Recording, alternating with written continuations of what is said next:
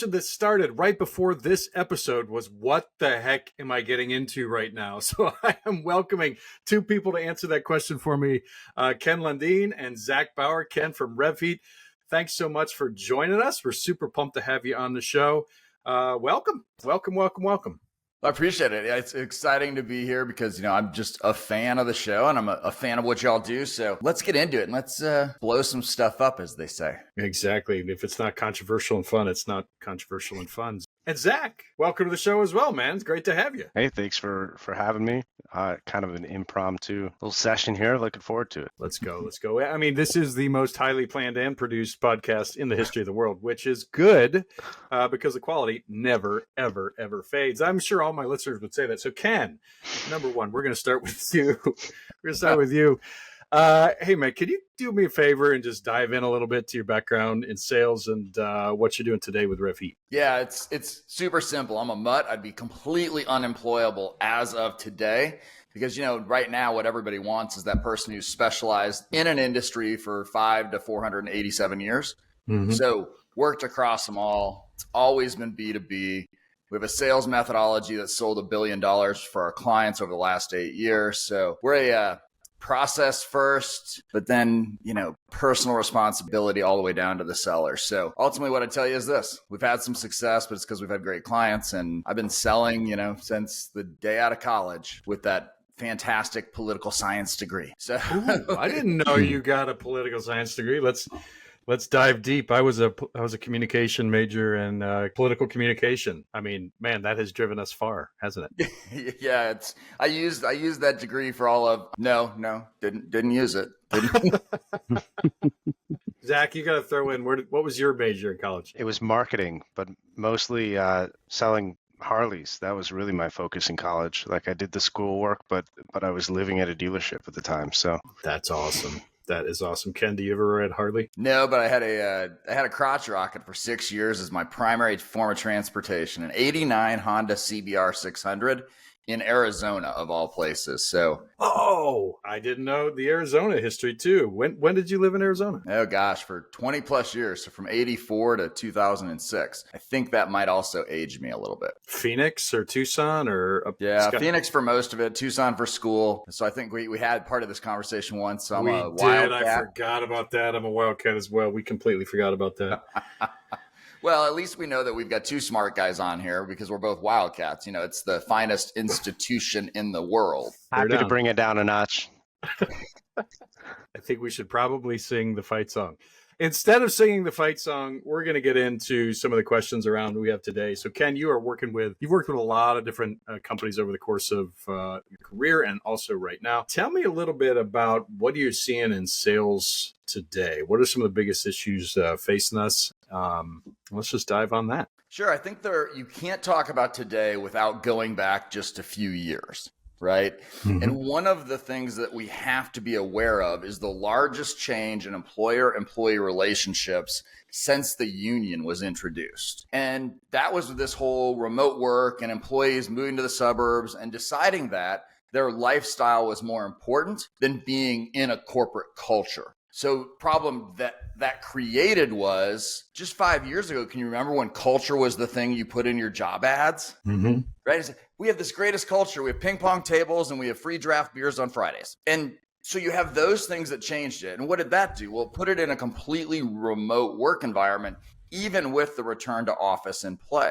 And so managing and leading teams has become substantially harder. And what we're seeing in that is the productivity of those teams have gone down. Paul, you presented at a conference we were at together, and it showed quota attainment has dropped by 20%. Now, less than half the sellers on the market are actually getting there, qualifying and finishing their quota. And then our research, working with the Objective Management Group, shows that less than 50% of sellers actually have the basic skills needed to be successful in sales. So as the larger environment, you might think I'm trying to bag on a seller, but no, what I'm talking about is what the created the environment is for an actual company and a manager and a leader. If you've got all those things stacked against you. And so that's what we're seeing right now is sort of a reassessment of what does it look like to have an effective sales team, an effective sales force. So let's start diving on that all the way down.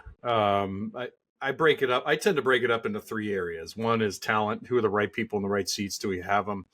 I lump a lot of things into this second T because I like the threes, but transformation, which talks about, what is the methodology? What is the process we're using? How are we coaching? How are we driving accountability? And then the third, so essentially transforming that talent, right? And the third is the technology that we need to be able to do that. And I have some pretty specific thoughts on the over explosion of technology and the need to focus on it. But so let's start at the number one, the talent side. Tell me a little bit about some of the challenges that you're facing in that new remote work environment in finding the right people, bringing the right people in and getting them in the right seats. Sure. The talent component is a pretty big deal. And the reason it's such a big deal is everybody talks about it, but nobody knows how to identify it. So we say we want to bring in the best talent, but it's not like sports. They don't have a guy dribble a basketball and shoot. They don't have them do the NFL combine before they come into sales. That would be awesome, by the way. Yeah, I'm there. Combine. Sales combine. Yeah. Let's go. I'll go. How many times can I bench 225? I'm in. Let's go.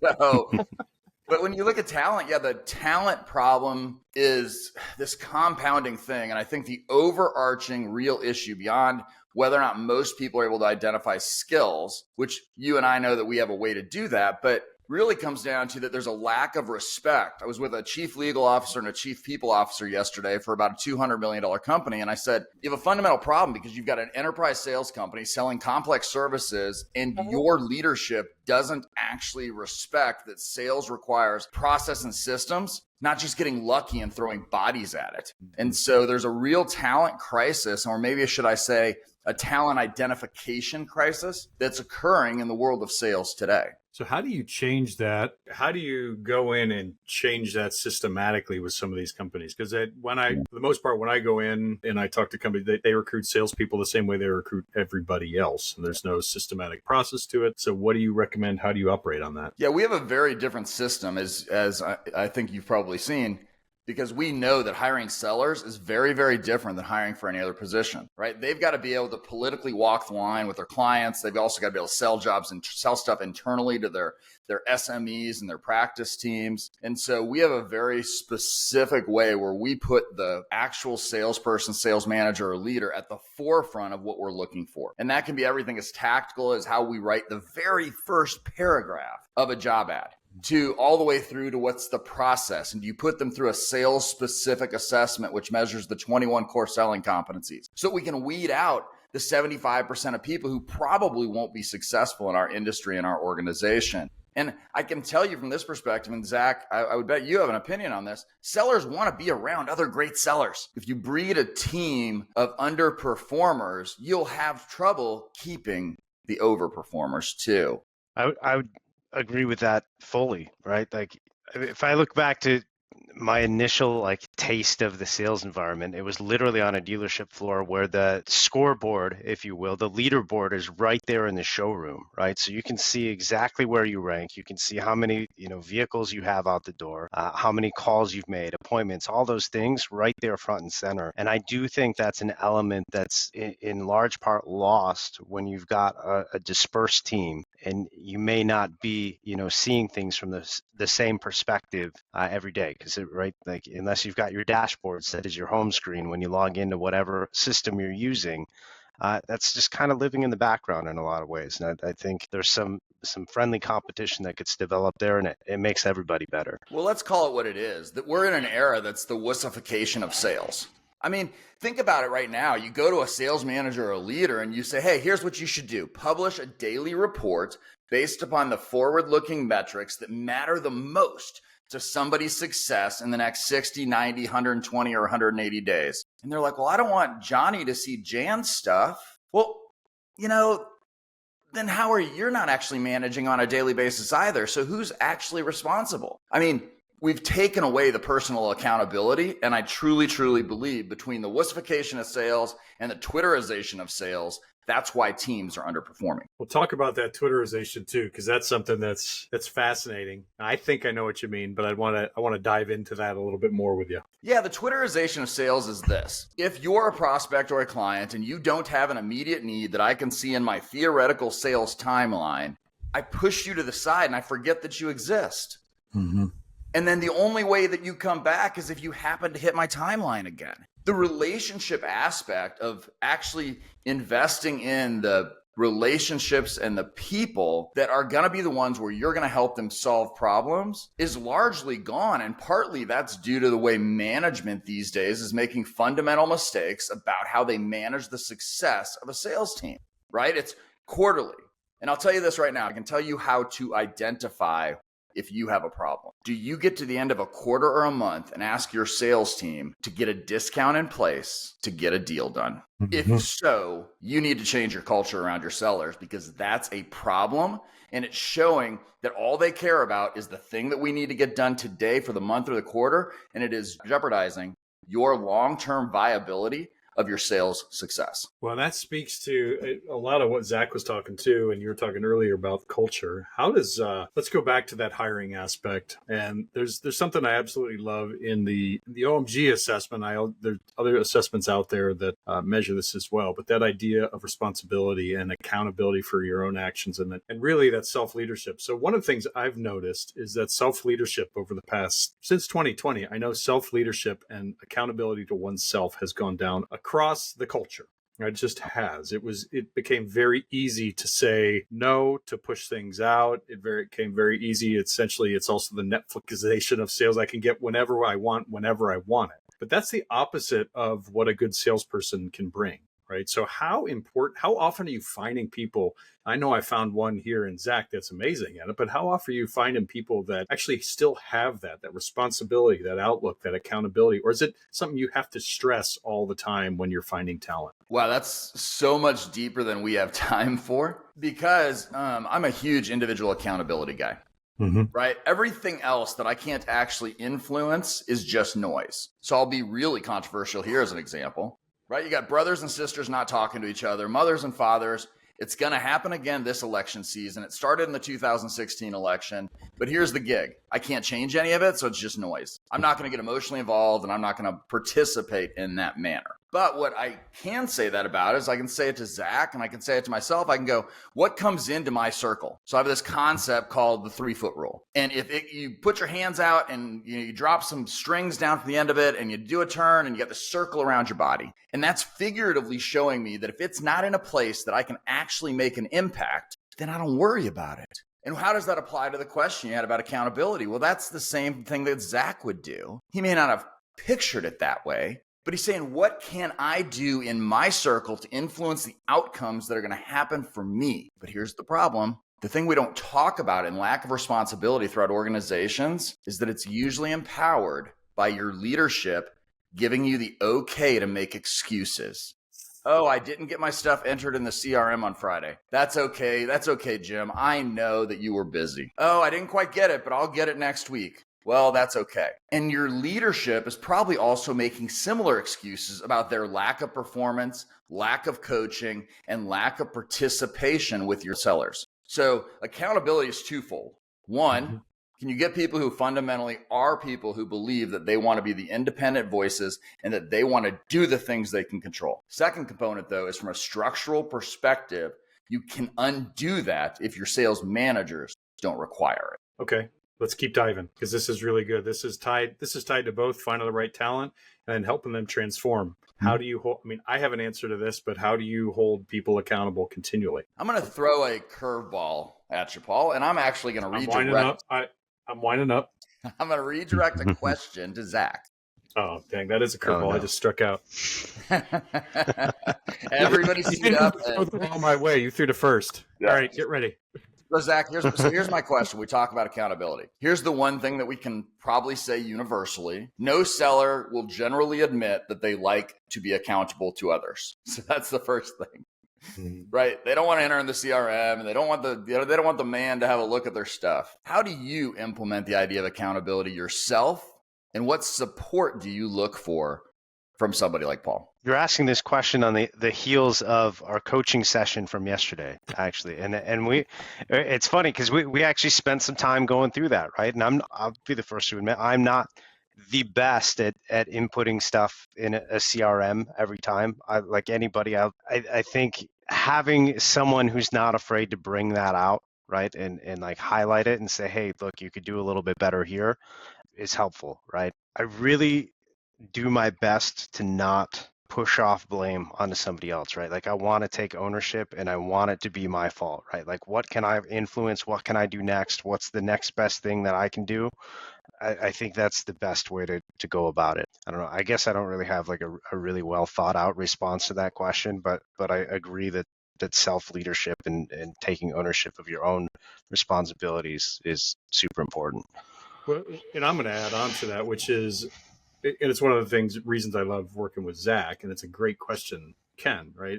I think it's a twofold answer. I think a coach has to be accountable to be having that uncomfortable conversation about things other than that are just right in front of them, right? Just right in front of you. Everybody has a dashboard, and why didn't you hit your numbers? Oh my God, it's the end of the month, right? And you didn't hit your numbers. Hey, we just talked about that. But every coach has to be accountable to having that tough conversation and not backing away from it. So a coach truly has to be accountable to that. I love the system that we've recently released called Elevate, which is just like, it's helping me do that so much better. But it's one of those things in a culture of accountability. It has to start with the leadership, and the leadership has to be culturally and empowered to ask those tough questions. And back to that wussification of sales, I think you are, what we've seen a lot over the past 5 years is the appeasement of the salesperson that's, at the 60% level, instead of the empowerment with coaching of the salesperson that wants to be great. And I think those are two very separate things. I know they're two very separate things because I lived them, and they're one will kill an organization and one will absolutely set a foundation for flourishing and driving things forward.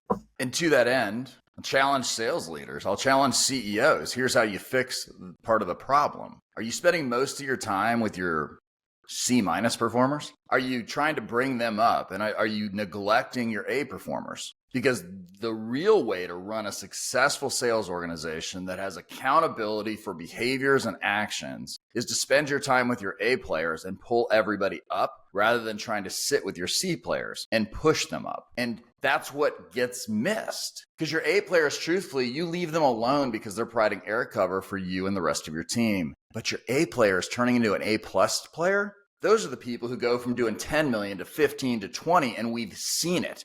Individual sellers carrying anywhere between 40 million and 400 million a year. Put them on the pedestal, show the rest of the team how that system works, spend your time with those people.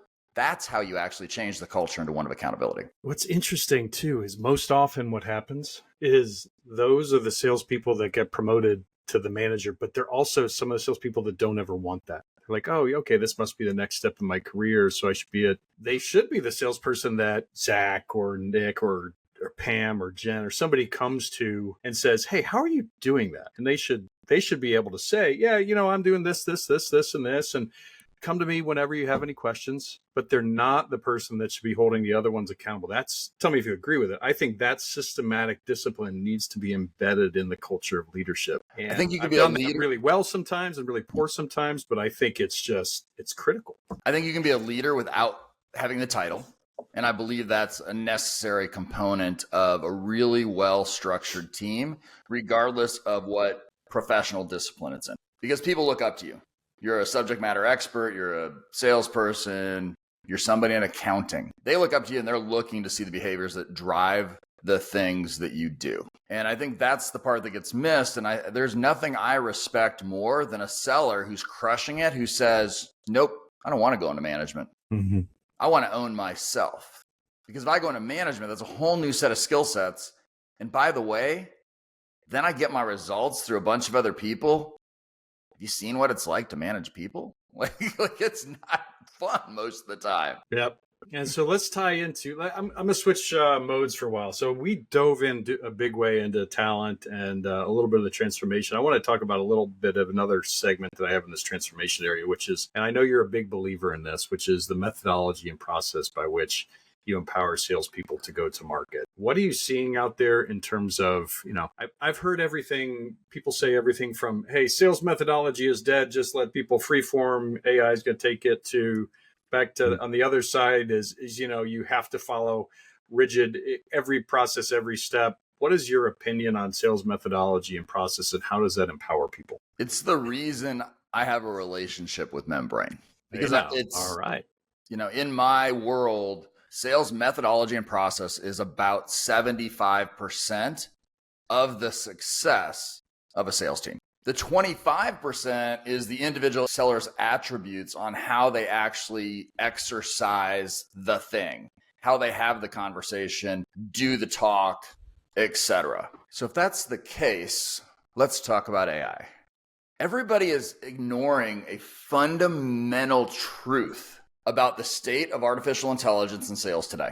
And the truth they're ignoring is this, is that AI, for the sake of AI, to replace and build process is about as effective. I don't know. I was going to make some really bad example of animals in sports, and I don't even know what it is because it's that bad. It's about as effective as an ant playing football. It's about as effective as a monkey playing basketball. It's ineffective. Yeah. Yeah. So here's the point. AI, without the fundamental process that already works, is not replacing anybody today.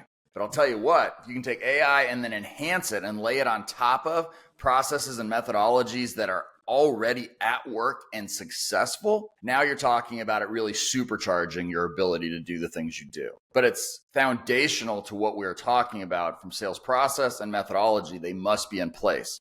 And unfortunately, I find most companies don't have it in place at all. And I'd rather have a little of one than none. Mm-hmm. I've worked with some of the biggest companies in the world who had 600 B2B sellers in North America, and they had no defined sales process other than the one that came out of the box with Salesforce. Oh, geez. They didn't know their close rates, their win rates. Yeah.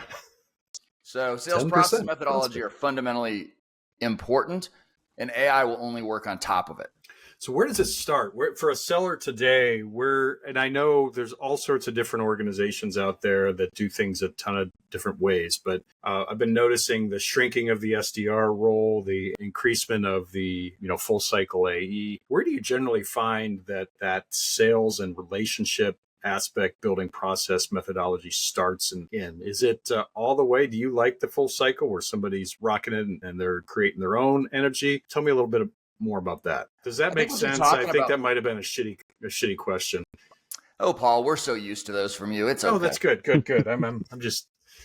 I made a crappy question. I'm not supposed to swear. That's all right. Well, You're allowed to. I'm not supposed to. I answer some bad ones too. Poopy. So, and I give bad answers. So here's what I would say. So first of all, if you'll listen to some of the quarterly investment calls from some of the largest companies in the world, software particularly, who have a per seat charge, you're starting to hear analysts ask them the question, what are you seeing and why aren't you seeing as many seats now that companies are getting comfortable with the new economic environment and hiring again?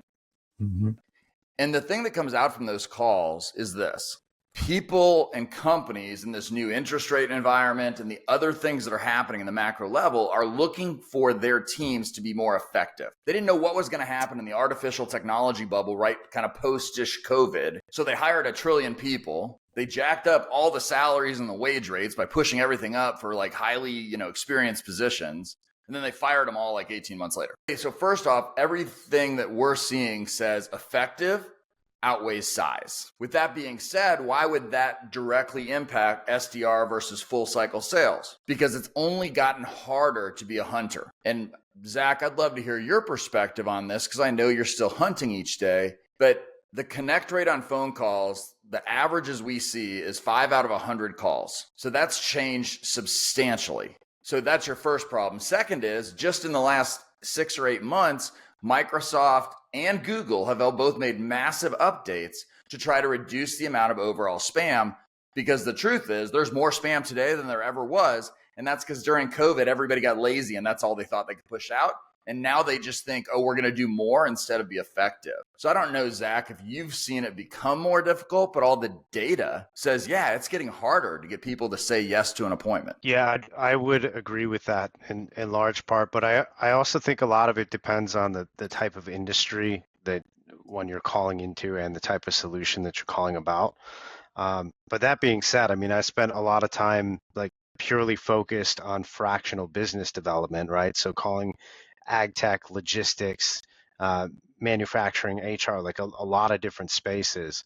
And I do think there has been, in general, a fundamental shift in the difficulty of getting people's attention. I think certain channels tend to work better than others. But that's also kind of my own perception because where I've focused my own personal skill set, right? Like the phone has always been the number one thing for me. Definitely more challenges in terms of getting good quality data out there. But I also think it has a lot to do with putting in the actual effort and the work too, right? Because it's so easy to say, oh, the connect rate is low on a phone, so I'm not going to call. I'm just going to send emails because it feels good, right? Because we can see all those little blips of, my email got open, and that's a lot less invasive than that somebody picking up the phone. So I think there are challenges, but in that, it also presents a really big opportunity for people that are skilled to stand out and actually, make those connections and push things forward. So yeah, they say that the buyer has ADD to some extent. Like if you've heard that as kind of the excuse now. And I read a really interesting book and I cannot remember the name of it. So if the author listens to this podcast, ping me and I'll give you credit. But what they said, I can guarantee they're listening. I mean, almost guarantee. I mean, this thing worldwide. Come on. You got this kind of like banter back and forth. Reach out to Ken, please, author. No, but what they said is this: your buyers don't have ADD. They've just been trained to make decisions about what interests them substantially faster. Think about the metrics on, say, TikTok as an example. In their metrics, if somebody stays on your video for 7 seconds, that's an eternity and means they're interested. Think about how you swipe through your social media on your phone. You can literally get it to where it's never stopping scrolling. It's always in constant movement until you decide to stop it. So I think that's the other part about what's happening today. And so I think you are going to see a movement to efficiency, effectiveness, full cycle AEs, people who can handle it the whole way. There's going to be a place, and there always will be, for sales reps who are good and great at what they do. That part of the sales population, don't worry at all. Do what you're doing. Keep kicking ass. But those of you who haven't met quota in a few years and you've only spent 11 months at each of the last 4 jobs, you may want to try to find another profession because technology is coming for you. Yeah, I think that just is it's a trend. It's the double down on why the first part of this conversation, the talent, is so important, because I'm seeing a double down on the talent, but also the investment in that talent, which is troubling to me for the days of like recruiting good people into sales. Like I think we're going to have to solve that. And I actually think longer onboarding and training cycles are going to be more important to be more effective, rather than what I'm always hearing, which is I need to get a rep up to speed in three weeks. Give me a month. I believe there's going to be a shift in that. You need to have the process to be able to act on it, but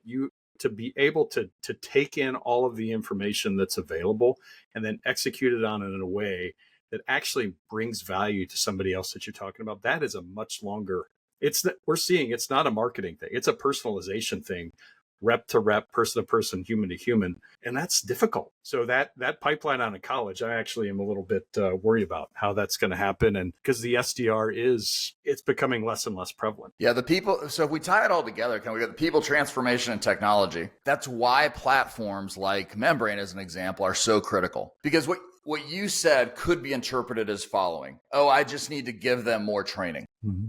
No. You need to have the right resource with the right training, with the right tactics in the exact stage of the sales cycle, yes, while they're getting ready for the meeting, in order to enable and empower them to be successful for you and with your clients. So when we talk about this process methodology stuff, you can get lost in our opportunity to close roadmap, which, by the way, kicks butt. You can get lost in that. You can talk Medic. You can talk BANT. You can talk Spin, which I wrote an article in 1992 that was published on Spin, so it's been around for a second. You can look at any of these things. Here's what people get wrong all the time, though. They mistake sales process for sales methodology, or sales methodology for sales process, and they think they're equal. So let's clear it up right now. Sales process is the roadmap. It's the map on your phone. The methodology is whether or not you choose to walk, ride public transportation, or drive to it. And you have to be able to combine the methodology that makes sense in the part of the sales stage, in the buyer's journey where it's most appropriate. Otherwise, I promise you're going to continue to have 50 or 60 or 70% of your sales team miss quota because you've not put in the internal systems and processes to make them successful. And that part of the program was brought to you by Membrane.com.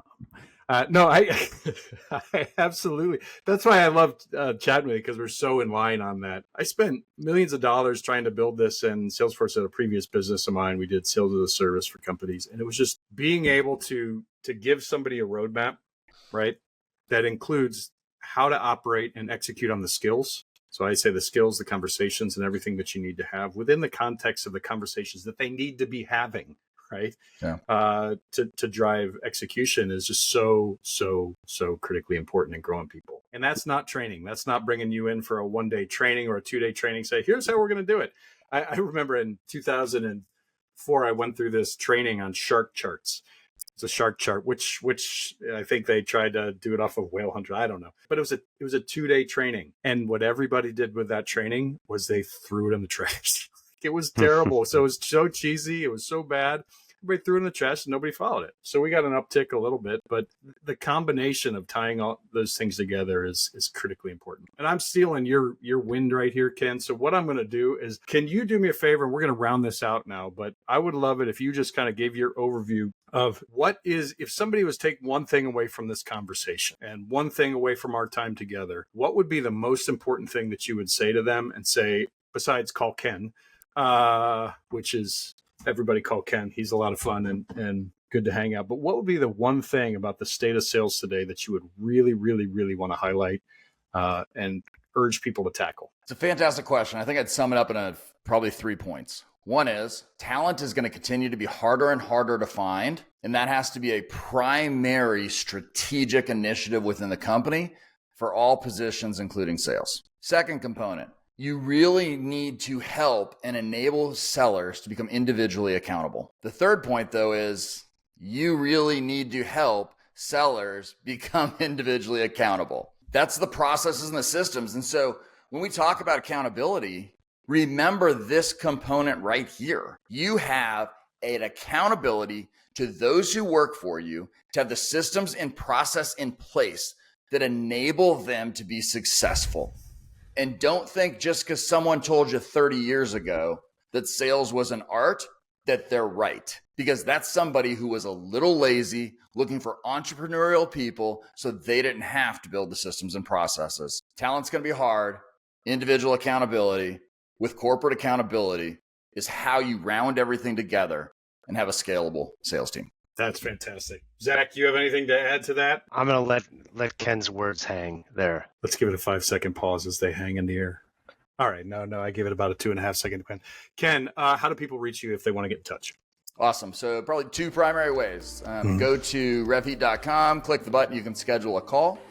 Second, check out LinkedIn. Follow me on LinkedIn, Ken Lundeen. We put out a ton of content every single day. On top of that, we have a newsletter called Driving Traction. And I'll do one better for this audience. Reach out to me on LinkedIn, shoot me a message. Tell me that you heard me here with Paul and Zach. I'll give you a free hour consultation. Just let's have a conversation about what's going on in your business. And I'll do that for you because you spend the time and you obviously want to get better with what's going on in your world. Awesome. And thank you for that offer to the audience. Audience, I'd highly recommend you take him up on this. Ken is obviously one of a kind. He's fantastic at the work he does, and he has achieved billions in revenue for companies that he's worked with. So highly recommend connecting with him. And plus, you'll have a boatload of fun doing it. And he'll hold you accountable to some things in that conversation. So with that being said, we are going to close out the episode of The Art and Science of Complex Sales. Thank you so much, everybody, for coming on. Make sure you're clicking the like button, share this thing, get it out to anybody that wants to listen to Zach, Ken, and I, which I would just assume is everybody. But just get it out there, share it, like it. Thank you so much for listening, and keep shining bright, everybody. Have an absolutely amazing day.